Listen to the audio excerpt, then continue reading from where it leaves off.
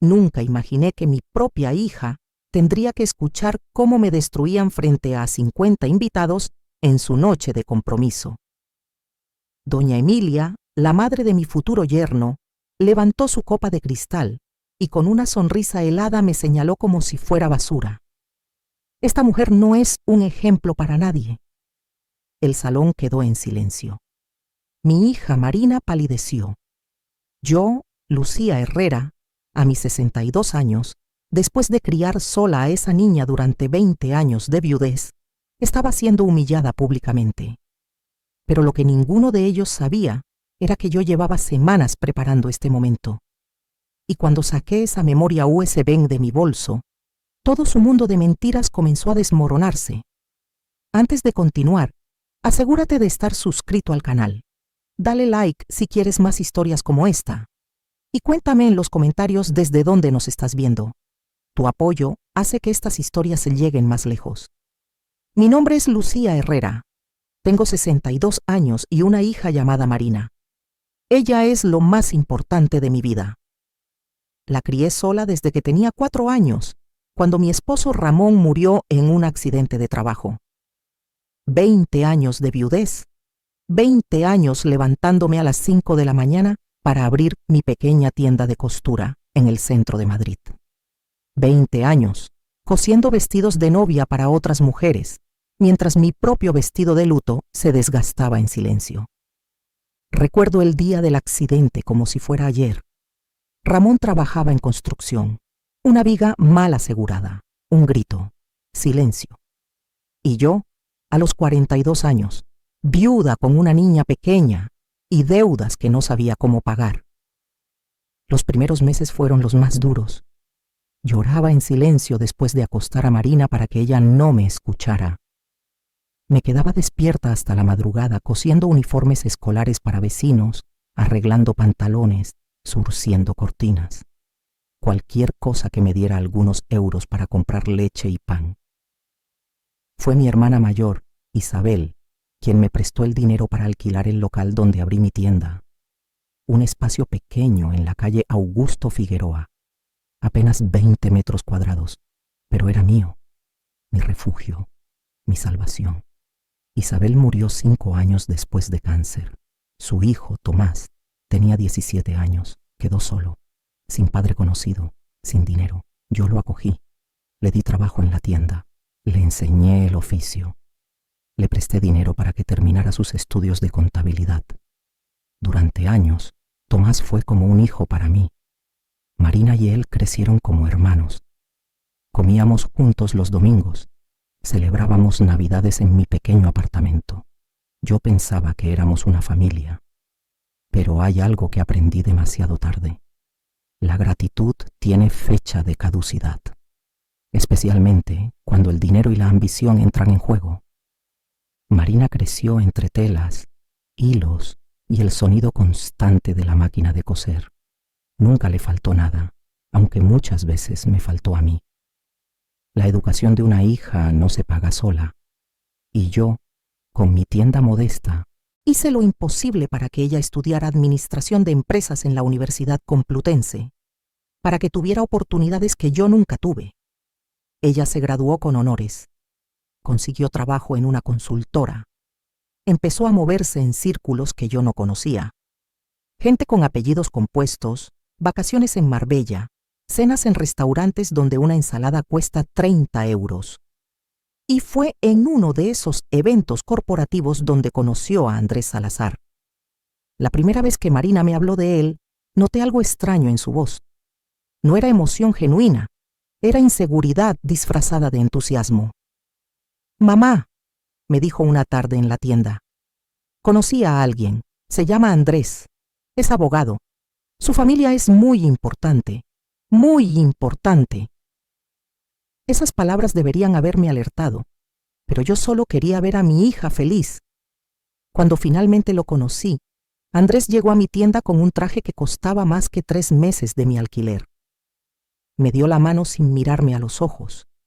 Observó el local con una expresión que intentaba ser educada, pero que no podía ocultar su desdén. «¡Qué lugar tan auténtico!», dijo. «Auténtico. Esa fue su manera de decir pobre sin decirlo directamente. Pero había aprendido en estos años. El mundo juzga a las mujeres solas con una crueldad que no tiene nombre. Especialmente cuando esas mujeres trabajan duro, se levantan solas y no piden permiso para existir. 2 semanas después conocí a doña Emilia. Fue en un almuerzo que Marina organizó en un restaurante del barrio de Chamberí. Yo llegué con el único vestido presentable que tenía. Doña Emilia llegó con chofer. La mujer me examinó de arriba a abajo en 3 segundos. Luego sonrió, pero esa sonrisa no llegó a sus ojos. Lucía, dijo extendiendo una mano llena de anillos de oro, he oído mucho sobre ti. Mentía. No había oído nada porque para ella yo no existía hasta ese momento. Durante el almuerzo me hizo preguntas, pero no eran preguntas, eran evaluaciones. ¿Y dices que tienes una tienda de costura? ¡Qué pintoresco! ¿Cuántos empleados tienes? Ah, solo tú. Entiendo. ¿Marina te ayuda económicamente? No, claro. Ella tiene su propio camino. Cada pregunta era una puñalada envuelta en terciopelo. Cuando terminó el almuerzo, doña Emilia me miró fijamente. Lucía, me dijo, espero que entiendas que mi hijo tiene un futuro muy prometedor. Y es importante que se rodee de personas que estén a su altura. A su altura, como si yo fuera un escalón inferior, como si mis 20 años de trabajo honesto fueran menos valiosos que su dinero heredado. Sonreí, asentí. No dije nada, porque había aprendido que con gente como doña Emilia, las palabras son armas, y yo no estaba lista para pelear, todavía. Los meses pasaron, el compromiso se anunció. Marina parecía feliz, o al menos eso quería creer, pero yo notaba cosas, pequeñas cosas que una madre siempre nota. La forma en que Marina bajaba el volumen de su voz cuando hablaba de mí frente a Andrés. La manera en que evitaba invitarme a eventos familiares de los Salazar. Las veces que me pidió que no mencionara mi tienda cuando estuviéramos con sus futuros suegros. Mamá, me dijo una vez, ¿podrías no hablar tanto sobre tu trabajo cuando estemos con ellos? Es que, ellos son diferentes. Diferentes. Otra palabra elegante para decir superiores. Pero lo peor vino 3 meses antes de la noche del compromiso. Tomás vino a verme a la tienda. Estaba nervioso, sudaba, no me miraba a los ojos. Tía, me dijo, necesito hablar contigo. Me senté frente a él, le ofrecí café. Negó con la cabeza. He conseguido un trabajo, dijo, en un despacho de abogados. Me pagan bien, muy bien. Me alegré por él. Le di un abrazo, le dije que estaba orgullosa, pero entonces añadió algo que me heló la sangre. Es el despacho de los Salazar, dijo. El padre de Andrés me contrató. Me quedé inmóvil. ¿Los Salazar?, pregunté. ¿La familia de Andrés? Asintió. Sí. Dijeron que necesitaban a alguien que conociera, que tuviera información sobre... No terminó la frase, no hacía falta. Entendí todo en ese momento. Tomás, le dije con voz temblorosa, ¿qué les dijiste sobre mí? Bajó la mirada. Nada malo, tía. Solo cosas sobre la tienda, sobre las finanzas, cosas normales. Mentía. Lo vi en sus ojos, lo sentí en su voz, pero no lo confronté. No entonces, porque necesitaba saber más. Necesitaba pruebas. Y durante los siguientes 3 meses las conseguí. La noche del compromiso de Marina debía ser una celebración. Habíamos alquilado un salón privado en un restaurante del barrio de Salamanca. Uno de esos lugares donde los meseros usan guantes blancos y el vino cuesta más que mi alquiler mensual. Yo llevaba puesto un vestido azul marino que había cosido yo misma. Sencillo, elegante, digno. Nada ostentoso, porque nunca he sido de las que necesitan joyas para brillar. Cuando llegué al restaurante, Marina me esperaba en la entrada. Se veía hermosa con su vestido color marfil, pero en sus ojos había algo que no pude descifrar, algo parecido al miedo. Mamá, me dijo tomándome de la mano, quiero que sepas que pase lo que pase esta noche, yo te amo. Me extrañó esa frase, pase lo que pase, como si algo malo fuera a ocurrir. Pero sonreí y le apreté la mano. «Todo va a estar bien, hija», respondí. «Hoy es tu noche». Entramos juntas. El salón estaba lleno. Aproximadamente 50 personas. Amigos de Marina, compañeros de trabajo, algunos familiares míos y, por supuesto, la familia del novio. Ahí estaba él, Andrés Salazar. 32 años, abogado corporativo, traje italiano perfectamente planchado, reloj suizo en la muñeca. Todo en él gritaba dinero. Dinero viejo, dinero heredado, dinero que nunca tuvo que ganarse con las manos. Al lado de Andrés estaba su madre, doña Emilia Salazar de Vargas, una mujer de 65 años con el cabello perfectamente peinado, perlas en el cuello y una expresión que podría congelar el infierno. Desde el primer día que la conocí, supe que me despreciaba. No hacía falta que lo dijera. Lo decían sus miradas, lo decía la forma en que arrugaba la nariz cuando yo hablaba. Lo decía el modo en que corregía mis modales frente a otros. Lucía me había dicho una vez durante una cena familiar: «¿Siempre hablas con ese acento tan marcado?» Mi acento. El acento de una mujer que creció en un barrio obrero. El acento de alguien que nunca tuvo clases de dicción porque estaba demasiado ocupada trabajando para comer. Me senté en la mesa principal. Marina a mi derecha, Andrés a la izquierda de ella, doña Emilia frente a mí, como una jueza en su trono. La cena comenzó con normalidad. Risas forzadas, conversaciones sobre el clima, brindis vacíos. Yo permanecí en silencio la mayor parte del tiempo, observando, sintiendo, sabiendo que algo no estaba bien. Fue después del segundo plato cuando todo cambió. Doña Emilia levantó su copa. El tintineo del cristal llamó la atención de todos.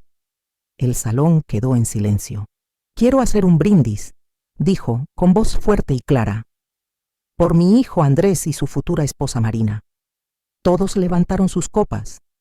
Yo también lo hice, aunque algo en mi estómago se retorcía. Pero antes de brindar, continuó doña Emilia: «Hay algo que debemos aclarar». Marina me miró alarmada. Yo sentí que el aire del salón se volvía más pesado. Doña Emilia bajó su copa lentamente. Me miró directamente a los ojos. «Esta mujer», dijo señalándome con un dedo cargado de anillos, «esta mujer no es un ejemplo para nadie». El silencio se volvió absoluto. Podía escuchar mi propio corazón latiendo en mis oídos. Y menos aún, añadió, para una futura familia decente. Sentí 50 pares de ojos clavándose en mí. Vi cómo algunos invitados bajaban la mirada incómodos. Otros se miraban entre sí con sorpresa. Marina se puso pálida como el mármol. «Mamá, ¿qué estás diciendo?», susurró mi hija mirando a doña Emilia. Pero la mujer no le hizo caso. Seguía mirándome a mí. «Una mujer que crió a su hija sola puede ser admirable», continuó. «Pero una mujer que permite que su negocio se convierta en un nido de rumores y actividades cuestionables no merece respeto». El golpe fue certero. Mi tienda. Estaba hablando de mi tienda.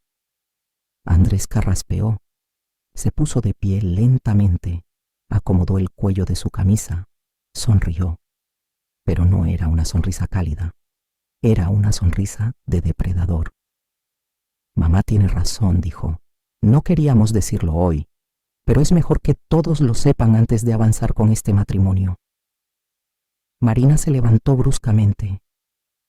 «Andrés, ¿qué demonios estás haciendo?», preguntó con voz temblorosa. Él sacó su teléfono del bolsillo, lo desbloqueó con calma, como si tuviera todo el tiempo del mundo. «Tu madre, Marina», dijo mirándola, «tiene un pasado complicado, y es importante que tú sepas la verdad, que todos la sepan». Mi corazón se detuvo. Un pasado complicado. Esas palabras eran veneno puro. Deslizó el dedo por la pantalla. Luego giró el teléfono para que todos pudieran ver. «Mira, mensajes, pruebas, todo está aquí». Marina le arrancó el teléfono de las manos. Sus ojos recorrieron la pantalla. Lágrimas comenzaron a formarse. Luego me miró. «Mamá, esto no puede ser cierto», susurró. Yo no había dicho una palabra, porque sabía que cualquier cosa que dijera sería usada en mi contra. Había aprendido eso a lo largo de los años. El silencio a veces es la única defensa que tiene una mujer sola. Pero en ese momento vi algo más. Alguien más. Sentado 3 sillas a la derecha de doña Emilia estaba Tomás, mi sobrino, el hijo de mi hermana mayor, el muchacho al que yo había ayudado cuando su madre murió, el joven al que le presté dinero para terminar sus estudios, el hombre que trabajó en mi tienda durante 2 años. Tomás no me miraba. Tenía la cabeza baja.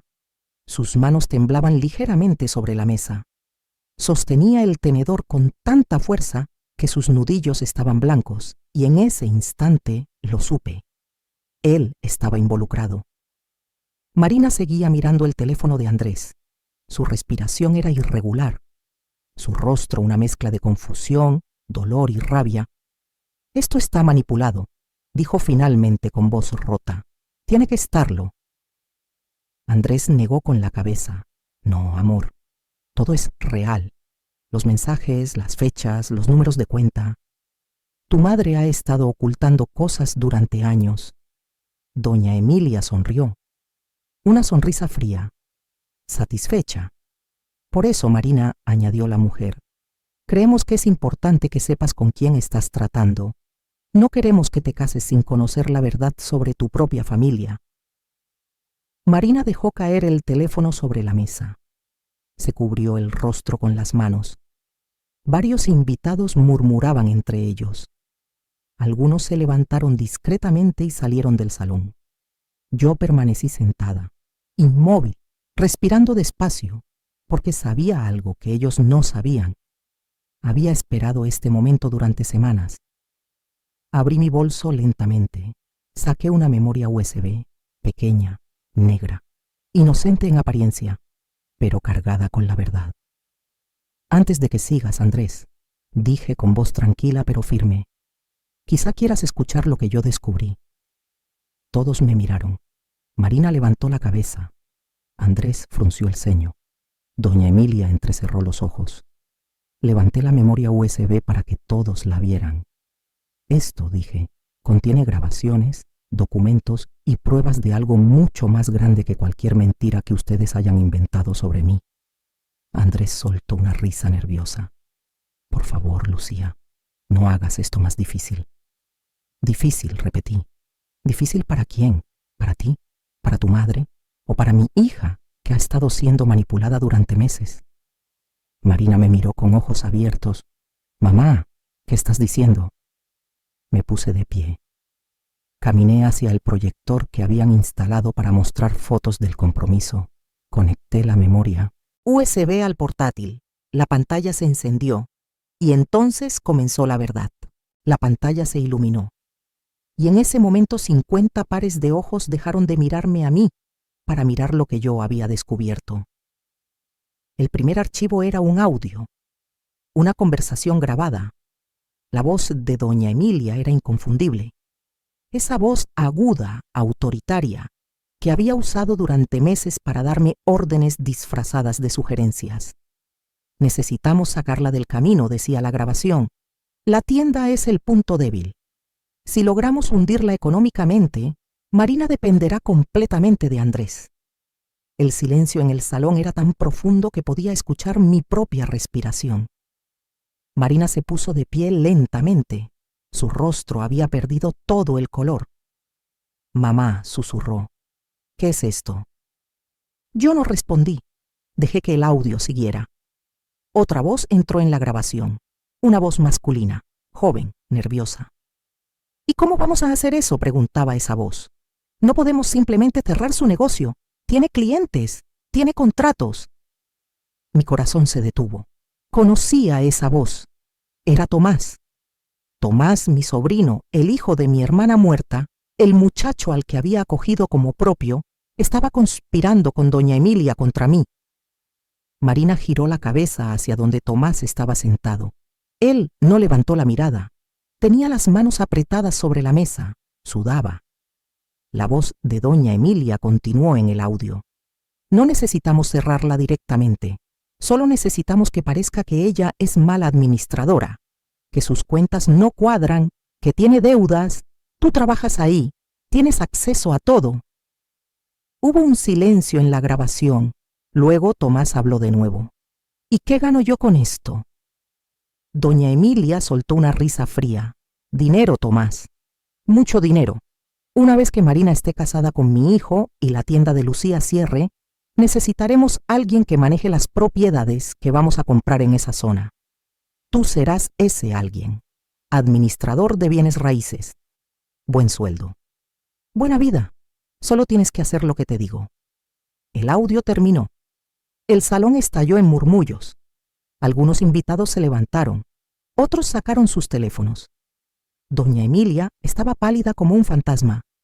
Andrés tenía la mandíbula apretada. Y Tomás, mi sobrino, mi traidor, finalmente levantó la cabeza y me miró.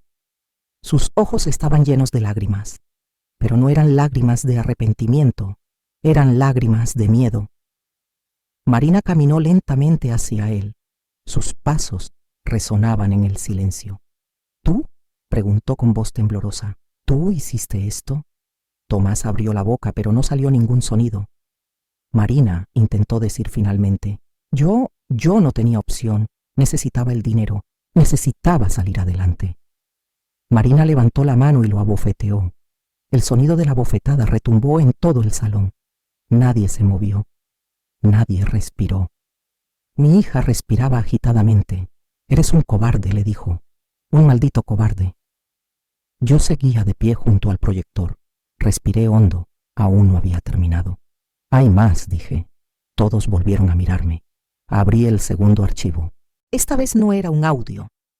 Eran documentos, contratos, estados de cuenta, correos electrónicos. Durante los últimos 3 meses, expliqué con voz firme, alguien estuvo manipulando las cuentas de mi tienda. Pedidos que nunca hice aparecían registrados. Facturas falsas llegaban a mi nombre. Proveedores a los que nunca compré nada me reclamaban pagos. Proyecté una factura en la pantalla. Era de una empresa de telas. El monto, 15.000 euros. Yo nunca compré esto, dije. Pero alguien usó mi nombre y mi número de identificación fiscal para hacer el pedido. Proyecté otra factura. Y otra más. En total, continué, hay más de 50.000 euros en deudas falsas registradas a mi nombre. Deudas que aparecieron mágicamente en los últimos meses. Marina me miraba con los ojos muy abiertos. Mamá, ¿cómo es posible? Porque alguien tenía acceso a toda mi información, respondí. Alguien que trabajaba en mi tienda. Alguien en quien yo confiaba. Miré directamente a Tomás. Él negó con la cabeza desesperadamente. Yo no, tía, yo no hice eso. Solo les di información. No sabía que iban a llegar tan lejos. Mentiroso, escupí. Y tengo pruebas. Proyecté un correo electrónico. El remitente era Tomás. El destinatario, doña Emilia. El mensaje decía, adjunto copia de las claves bancarias de la tienda. Con esto pueden hacer los movimientos que necesiten. Ella no revisa las cuentas diariamente. Tardarán semanas en darse cuenta. Tomás se puso de pie bruscamente. La silla cayó hacia atrás con un golpe seco.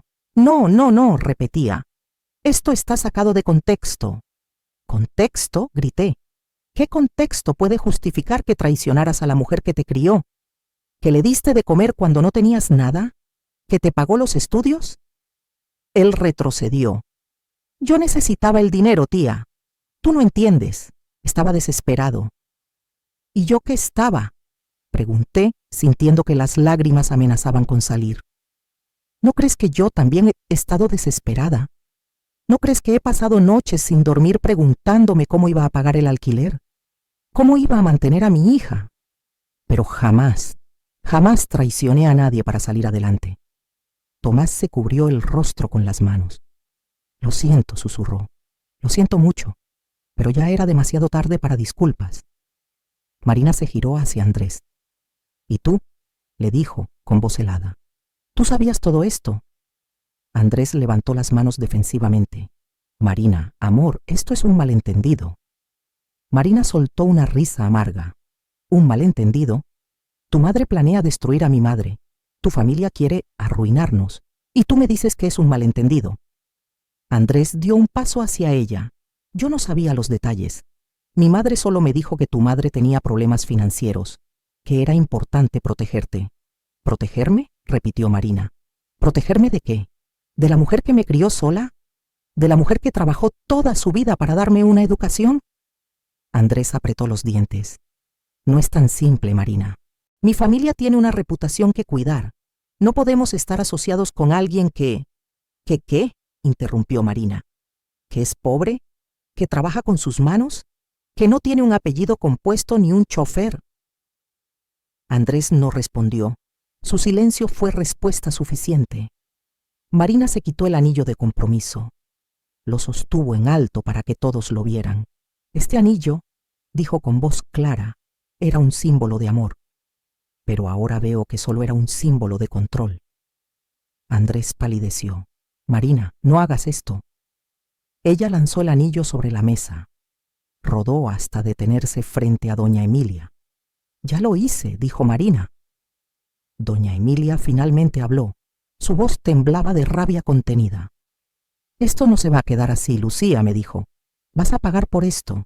Te voy a demandar por difamación, por calumnias, por arruinar la reputación de mi familia. Yo la miré fijamente. Adelante, respondí. Demándame. Tengo copias de todo, tengo más grabaciones, tengo testigos y sobre todo tengo la verdad. Doña Emilia se puso de pie bruscamente. Vámonos, Andrés, ordenó. Pero Andrés no se movió. Estaba mirando a Marina. Marina, por favor, ¿podemos arreglar esto? Marina negó con la cabeza. No hay nada que arreglar. Esto terminó. Doña Emilia agarró a su hijo del brazo. Dije que nos vamos, repitió con voz dura. Andrés finalmente cedió. Dejó que su madre lo arrastrara hacia la salida. Pero antes de cruzar la puerta, se giró una última vez. Te vas a arrepentir, Marina, dijo. Marina lo miró con una calma que me llenó de orgullo. El único que se va a arrepentir eres tú, respondió. La puerta se cerró detrás de ellos. El salón se vació rápidamente. Los invitados salían en silencio, algunos murmurando entre ellos, otros simplemente queriendo escapar de la incomodidad. Solo quedamos Marina, Tomás y yo. Tomás seguía de pie, temblando. Tía, susurró. Por favor, perdóname. Yo lo miré durante largos segundos. Tomás, le dije finalmente, te di todo, te traté como a un hijo, y tú me vendiste por dinero. Él sollozó. Estaba desesperado. No tenía otra opción. Siempre hay opciones, respondí. Tú elegiste la más fácil, la más cobarde. Marina se acercó a él. Tomás, le dijo con voz fría, quiero que salgas de nuestras vidas, ahora y para siempre. Tomás intentó protestar, pero Marina levantó la mano. Ahora, repitió. Tomás bajó la cabeza, caminó lentamente hacia la puerta. Antes de salir se giró una última vez. Lo siento, susurró, pero ninguna de las dos respondió, y la puerta se cerró detrás de él. Marina y yo nos quedamos solas en ese salón vacío. Las mesas aún tenían platos a medio terminar. Las copas seguían llenas. Las flores decorativas comenzaban a marchitarse. Marina se giró hacia mí. Sus ojos estaban llenos de lágrimas. Mamá, dijo con voz quebrada, ¿por qué no me dijiste nada antes? Me acerqué a ella, le tomé las manos, porque necesitabas verlo con tus propios ojos, hija. Respondí, porque si te lo hubiera dicho yo, habrías dudado. Habrías pensado que era celos, que era paranoia. Necesitabas descubrirlo tú misma. Marina soltó un sollozo. Perdóname, mamá. Perdóname por no verte, por no escucharte, por dejar que te trataran así. La abracé. No hay nada que perdonar, le susurré. Solo había que despertar. Nos quedamos así durante varios minutos, madre e hija, unidas de nuevo después de meses de distancia. Finalmente Marina se separó, se limpió las lágrimas. Mamá, me dijo. ¿Cómo conseguiste todas esas pruebas? Yo sonreí levemente. Eso es una historia que te voy a contar, pero no aquí, no esta noche. Ella asintió, tomó su bolso. Vámonos a casa, dijo. Salimos juntas del restaurante. El aire nocturno de Madrid era fresco. Las calles estaban iluminadas. La vida seguía su curso normal mientras nuestro mundo acababa de cambiar por completo. Caminamos en silencio durante varias cuadras, hasta que Marina habló de nuevo. Mamá, dijo, ¿qué va a pasar ahora? Con la tienda, con las deudas falsas, con todo. Yo respiré hondo. Ahora, hija, vamos a pelear. Vamos a limpiar mi nombre. Vamos a demostrar que todo fue una trampa. Y vamos a asegurarnos de que nadie vuelva a intentar algo así. Marina asintió.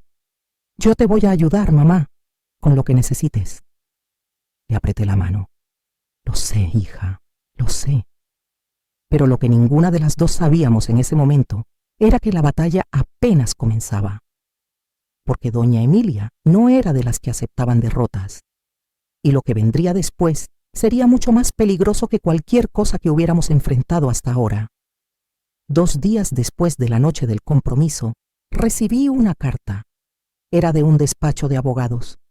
Doña Emilia Salazar de Vargas me estaba demandando por difamación, calumnias y daños morales. El monto que reclamaba era de 200.000 euros. Marina estaba conmigo cuando abrí la carta. Su rostro palideció. Mamá, esto es serio, dijo. 200.000 euros. No tenemos ese dinero. Yo leí la carta con calma. Lo sé, respondí. Pero ella tampoco tiene un caso real. Todo lo que mostré esa noche son pruebas reales. Grabaciones reales, documentos reales. Marina se mordió el labio. Pero una demanda es una demanda. Necesitamos un abogado. Y los abogados cuestan dinero. Tenía razón. Los abogados costaban dinero que yo no tenía. Mi tienda apenas generaba lo suficiente para cubrir gastos. Y con todas las deudas falsas que me habían cargado, mi situación financiera era un desastre. Pero entonces recordé algo. Recordé un nombre. Una persona que me había ayudado años atrás cuando estaba empezando con la tienda. Don Alberto Mendoza. Un abogado jubilado que vivía en mi mismo barrio. Había sido cliente mío. Le había cosido trajes para sus nietos durante años. Y siempre me había dicho que si alguna vez necesitaba ayuda legal, lo llamara. Llamé a don Alberto esa misma tarde. Le expliqué toda la situación. Le envié copias de las grabaciones y los documentos. 2 horas después me devolvió la llamada. Lucía, me dijo con voz grave, esto es más serio de lo que pensaba. Mi corazón se hundió. ¿Serio en qué sentido? En el sentido de que no solo te están demandando por difamación, explicó. También están moviendo contactos para que te investiguen por fraude fiscal. ¿Fraude fiscal?, repetí incrédula. Sí. Están alegando que tu tienda ha estado operando con irregularidades, que no declaras todos tus ingresos, que tienes empleados sin contratos legales. Pero eso es mentira, dije. Yo declaro todo. Todos mis empleados tienen contratos. Lo sé, respondió don Alberto, pero ellos tienen abogados caros, y abogados caros saben cómo hacer que las mentiras parezcan verdad, al menos el tiempo suficiente para arruinarte. Sentí que el suelo se movía bajo mis pies. Mamá. Marina me tomó del brazo. ¿Qué pasa?, le expliqué. Su rostro se puso rojo de rabia. No pueden hacer esto, dijo. Es ilegal. Es abuso. Pueden, respondió don Alberto desde el altavoz del teléfono. Y lo están haciendo. Pero no vamos a dejar que ganen, Lucía. Yo me voy a encargar de tu defensa. Sin cobrar. Lo hago porque es lo correcto. Don Alberto, susurré. No puedo pedirle eso. No me lo estás pidiendo, respondió. Te lo estoy ofreciendo. Y además, añadió con un tono más ligero, tengo ganas de volver a la acción. Los abogados jubilados nos aburrimos mucho. Esa conversación me dio un poco de esperanza. Pero la guerra apenas comenzaba. Los días siguientes fueron una pesadilla. Proveedores reclamaban pagos que yo no debía. Clientes cancelaban pedidos por rumores. Mi banco me citó para revisar cuentas. Marina dejó su trabajo para ayudarme. Pasábamos mañanas en la tienda, tardes con don Alberto preparando la defensa. Una semana después, don Alberto llegó con noticias. Lucía, me dijo, necesito mostrarte algo. Sacó su portátil. Abrió un video de cámaras de seguridad del despacho donde trabajaba Tomás. Tengo un contacto ahí, explicó. Alguien que tampoco está de acuerdo con esto. La imagen mostraba una oficina. Doña Emilia, Tomás y don Federico Salazar, el padre de Andrés. Federico, decía doña Emilia, necesito que esto se resuelva rápido. Don Federico respondía, ella tiene pruebas reales. Si llega a juicio vamos a perder. Entonces no debe llegar a juicio, dijo doña Emilia fríamente. Encuentra algo, cualquier cosa para presionarla. Tomás intervino. Yo puedo ayudar. Conozco su tienda. El video terminó. Marina temblaba de rabia. Están conspirando abiertamente. Don Alberto sonrió. Esto es oro. Con este video demostramos que la demanda es maliciosa. Esa noche, revisé cada documento de mi tienda de los últimos 5 años y encontré algo. 3 años atrás, cuando Tomás trabajaba conmigo, había registrado una compra de telas por 8.000 euros. Los recibos físicos mostraban 5.000. Alguien había inflado el monto, era Tomás. Llamé a don Alberto a medianoche. Don Alberto, encontré algo, y no es bueno. Hubo silencio largo. Lucía, me dijo, presentaremos declaración complementaria ante Hacienda. Reconociendo el error. Si lo hacemos voluntariamente, demostramos buena fe. Pero eso significa admitir un error, dije. Un error que Tomás cometió manipulando tus registros, corrigió. Y eso lo podemos probar. Las fechas coinciden. Su firma está en los documentos. Lo arreglaremos mañana, dijo. Y Lucía, esto nos ayuda. Demuestra que Tomás te saboteaba desde hace años. Colgué. Me senté en mi pequeña sala. Paredes gastadas, muebles viejos, fotografías de Marina creciendo. 20 años en este apartamento, 20 años luchando sola. Y ahora, a mis 62 años, la batalla más dura de mi vida. Pero no estaba sola. Tenía a Marina, tenía a don Alberto, y tenía la verdad. Y eso, al final, tendría que ser suficiente. Y lo que vendría después me enseñaría que a veces, ganar no significa destruir al enemigo. Significa simplemente sobrevivir con la dignidad intacta. La audiencia judicial estaba programada para 3 semanas después. 3 semanas que se sintieron como 3 años. Durante ese tiempo, don Alberto trabajó incansablemente. Organizó cada prueba, cada grabación, cada documento en un caso tan sólido que incluso yo, sin conocimientos legales, podía ver que era irrefutable. Pero doña Emilia también trabajaba. Sus abogados presentaron contrademandas, solicitaron investigaciones, enviaron inspectores a mi tienda, llamaron a mis proveedores, interrogaron a antiguos empleados, estaban buscando cualquier cosa que pudieran usar contra mí. Y aunque no encontraron nada significativo, el proceso en sí mismo era agotador. Era como si quisieran quebrarme por desgaste antes de llegar al juicio. Marina estuvo conmigo cada día, cada maldito día. Cuando yo quería rendirme, ella me recordaba por qué estábamos luchando. Cuando yo sentía que no tenía fuerzas, ella me daba las suyas. Mamá, me decía, tú me enseñaste a no rendirme nunca. Ahora es mi turno de recordártelo. Y tenía razón, yo le había enseñado eso. Durante 20 años le había mostrado que una mujer sola puede levantarse cada mañana, puede trabajar hasta que le duelan las manos, puede criar a una hija, puede construir un negocio, puede sobrevivir. No iba a dejar que doña Emilia me quitara eso ahora. El día de la audiencia llegó. Era un martes frío de noviembre. El cielo de Madrid estaba gris, amenazando con lluvia. Me puse el mismo vestido azul marino que había usado en la noche del compromiso, el que yo misma había cosido, porque ese vestido representaba quién era yo, una mujer trabajadora, una mujer honesta, una mujer que no necesitaba lujos para tener dignidad. Marina me esperaba en la puerta del juzgado. Llevaba un traje gris sencillo, se había recogido el pelo, parecía mayor, más madura, como si las últimas semanas la hubieran transformado. «¿Lista, mamá?», preguntó. Asentí. «Lista». Entramos juntas al edificio. Los pasillos olían a café viejo y papel. Había gente esperando en bancos de madera, abogados caminando apurados con portafolios. El ruido de tacones resonaba en los pisos de mármol. Don Alberto nos esperaba en la puerta de la sala. Llevaba un traje negro impecable.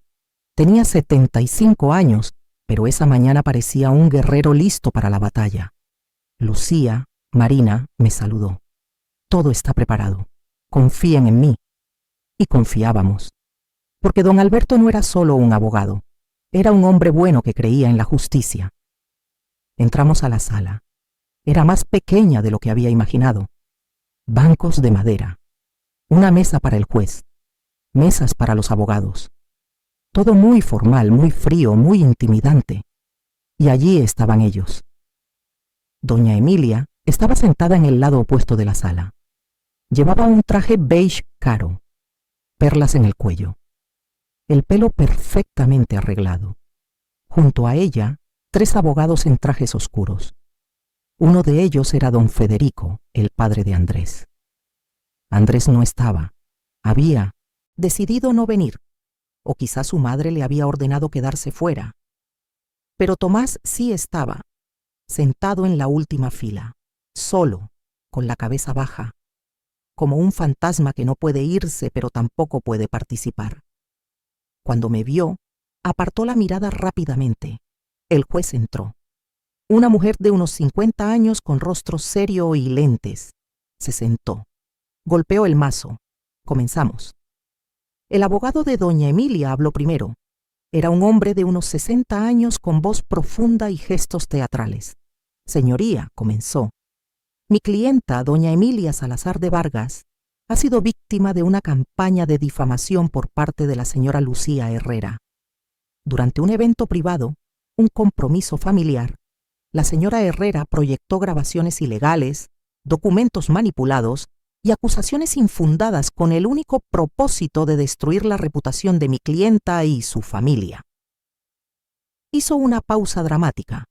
«Estas acciones no solo son moralmente reprobables», continuó, «sino que constituyen delitos de difamación, violación de privacidad y daño moral. Por ello, solicitamos una compensación de 200.000 euros y que se ordene a la señora Herrera retractarse públicamente». Me quedé inmóvil escuchando cada palabra, cada mentira dicha con tanta convicción que casi parecía verdad. Entonces fue el turno de don Alberto. Se puso de pie lentamente. No tenía los gestos teatrales del otro abogado.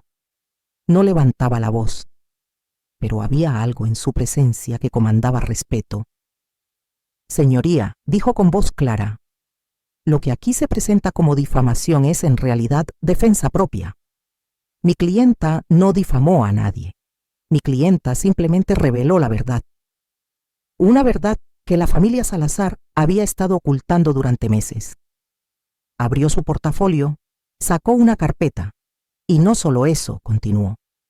«Tengo pruebas de que la demanda que hoy nos ocupa es en sí misma un acto de acoso judicial, un intento de silenciar a mi clienta usando el sistema legal como arma».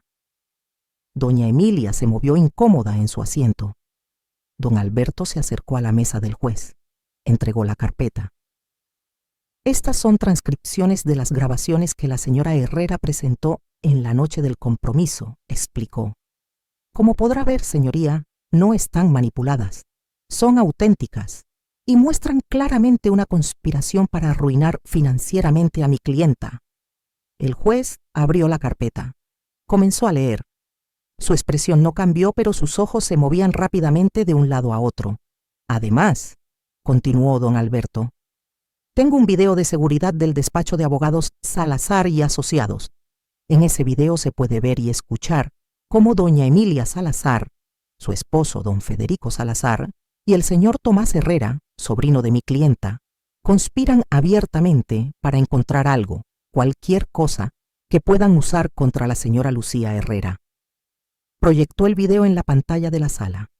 Todos lo vieron, todos lo escucharon. La voz de doña Emilia diciendo: encuentra algo, cualquier cosa para presionarla. Cuando el video terminó, el silencio en la sala era absoluto. El abogado de doña Emilia se puso de pie bruscamente. Señoría, ese video fue obtenido ilegalmente. Don Alberto sonrió. Negativo. Ese video proviene de las cámaras de seguridad del despacho.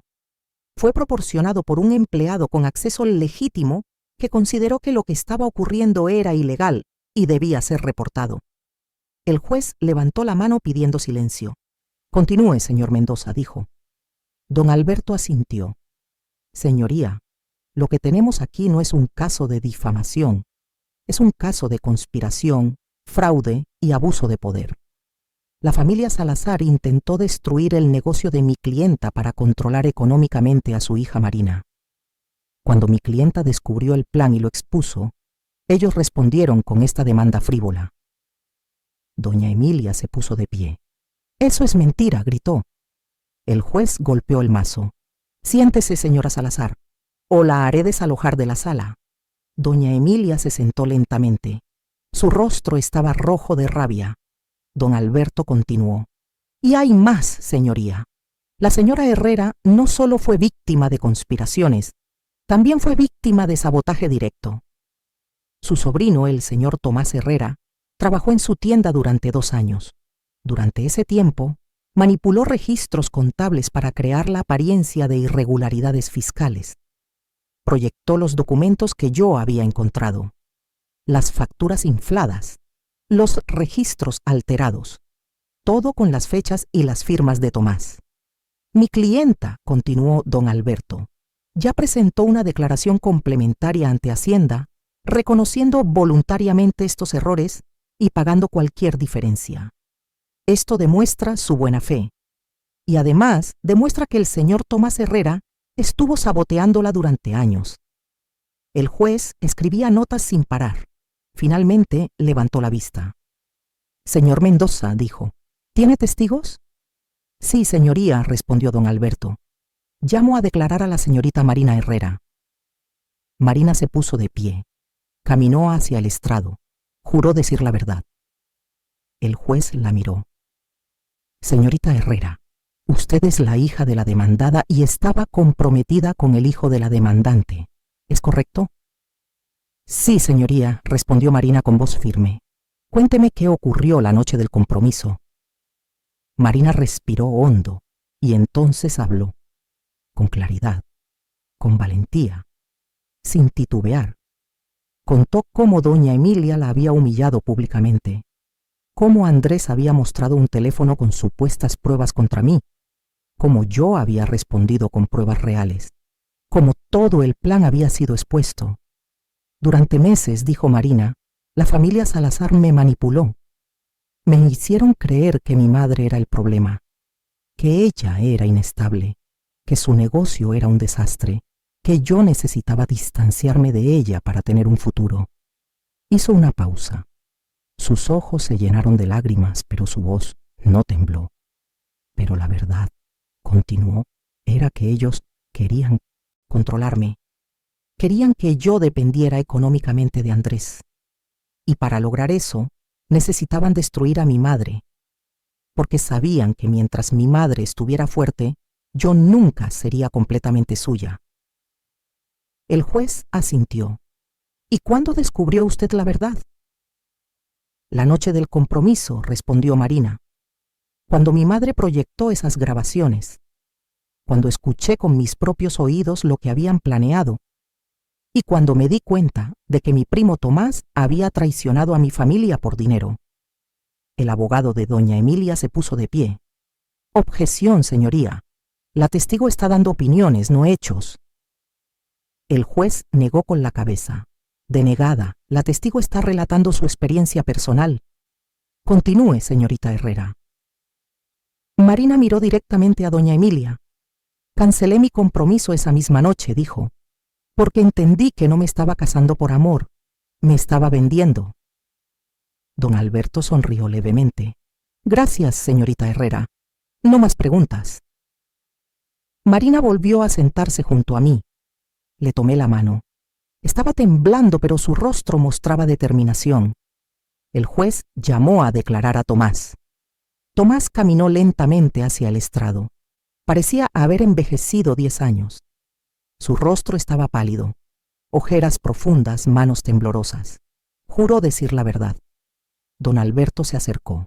Señor Tomás Herrera, usted trabajó en la tienda de su tía durante 2 años. ¿Es correcto? Sí, susurró Tomás. Hable más alto, por favor, ordenó el juez. Sí, repitió Tomás con voz más fuerte. Y durante ese tiempo, continuó don Alberto, usted manipuló registros contables, ¿correcto? Tomás bajó la cabeza. Yo solo seguía órdenes. ¿Órdenes de quién? De doña Emilia Salazar. El juez se inclinó hacia adelante. ¿Puede explicar eso? Tomás respiró temblorosamente. Ella me ofreció un trabajo en el despacho de su esposo. Me ofreció dinero, mucho dinero, pero a cambio necesitaba información sobre la tienda de mi tía. Necesitaba que creara problemas. ¿Qué tipo de problemas? Facturas falsas, registros alterados, cualquier cosa que hiciera parecer que mi tía era mala administradora, que tenía deudas, que no pagaba impuestos correctamente. ¿Y usted aceptó? Tomás cerró los ojos. Sí, acepté, porque necesitaba el dinero, porque pensé que nadie se daría cuenta, porque fui un cobarde. El silencio en la sala era ensordecedor. Don Alberto se giró hacia doña Emilia. Su mirada era de acero. Señoría, dijo, la defensa descansa. Creo que la verdad es evidente. El juez asintió. Voy a tomar un receso de 30 minutos. Luego daré mi veredicto. Salimos de la sala. Marina y yo nos sentamos en un banco del pasillo. Don Alberto se quedó de pie revisando sus notas. Mamá, susurró Marina, ¿crees que ganemos? No lo sé, hija, respondí honestamente, pero hicimos lo correcto, y eso es lo que importa. Los 30 minutos se sintieron eternos. Finalmente, un oficial nos llamó de vuelta. Entramos. El juez ya estaba en su lugar. Golpeó el mazo. He revisado todas las pruebas presentadas, comenzó, y mi veredicto es el siguiente. Mi corazón latía tan fuerte que pensé que todos podían escucharlo. La demanda de difamación presentada por doña Emilia Salazar de Vargas contra Lucía Herrera queda desestimada. No encuentro evidencia de difamación. Por el contrario, encuentro evidencia clara de que la señora Herrera actuó en defensa propia al revelar un plan de conspiración y sabotaje en su contra. Doña Emilia se puso rígida. Además, continuó el juez, ordeno que se abra una investigación contra doña Emilia Salazar, don Federico Salazar y el señor Tomás Herrera por los delitos de conspiración, fraude y sabotaje económico. El mazo golpeó la mesa. Caso cerrado. No pude evitarlo. Las lágrimas comenzaron a caer. Marina me abrazó. Don Alberto sonrió. Habíamos ganado. Doña Emilia salió de la sala como un huracán. No miró a nadie. No dijo nada. Simplemente se fue con sus abogados pisándole los talones. Tomás se acercó a nosotras. Tía, susurró. Lo siento.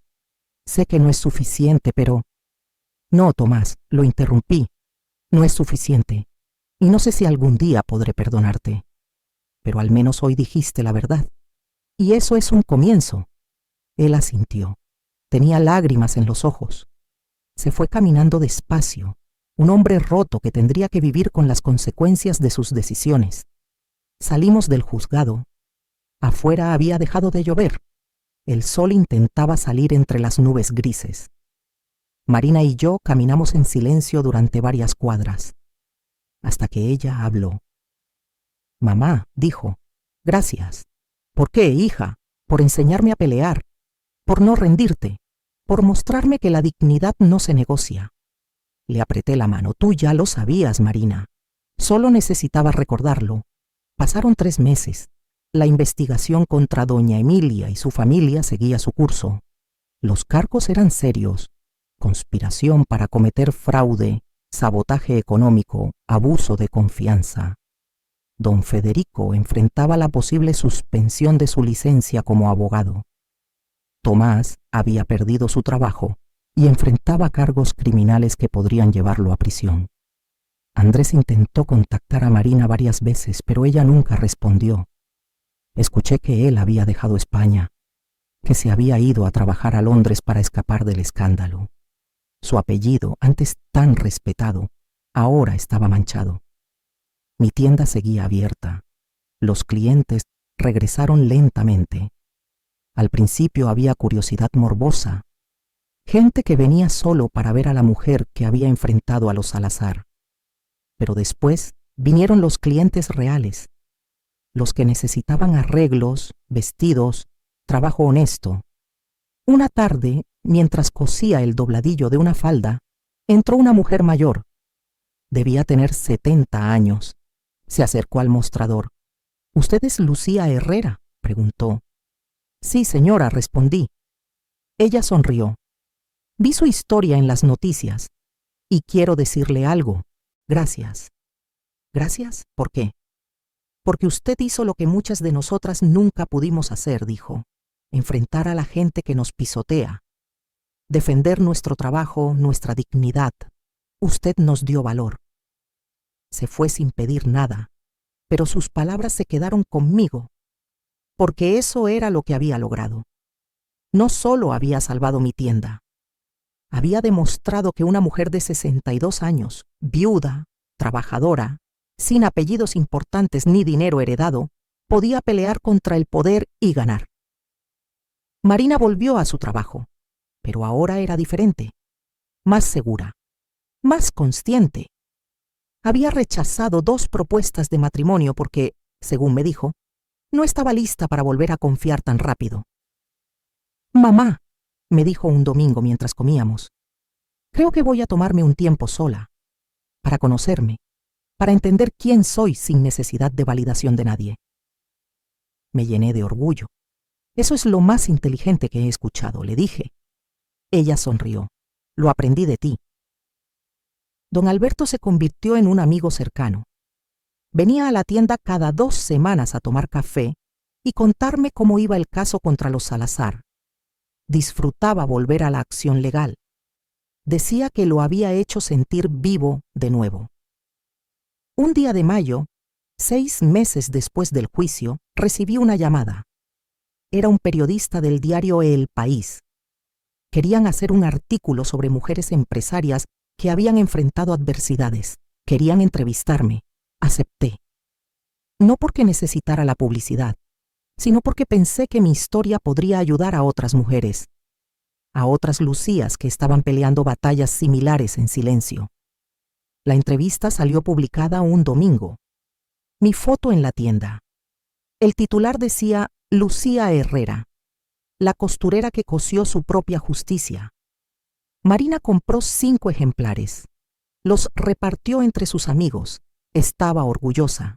Y yo, por primera vez en muchos años, también estaba orgullosa de mí misma. Y yo, Lucía Herrera, a mis 62 años, había aprendido algo fundamental. La venganza no es ruidosa. La venganza es simplemente vivir bien, con la cabeza en alto, con la dignidad intacta. No era el final perfecto de un cuento de hadas. Mi tienda no se convirtió en un imperio. No me hice rica. No encontré un nuevo amor. Pero recuperé algo mucho más valioso. Me recuperé a mí misma y recuperé a mi hija. Y eso al final valía más que cualquier otra cosa, porque al final la justicia no siempre es rápida. Pero cuando llega, no deja dudas. Y ese día en el juzgado, la justicia llegó. Antes de terminar, quiero pedirte algo.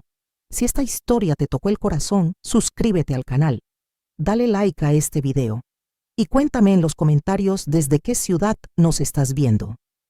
Tu apoyo hace que estas historias lleguen a más personas que necesitan escucharlas. Gracias por acompañarme hasta el final. Nos vemos en la próxima historia.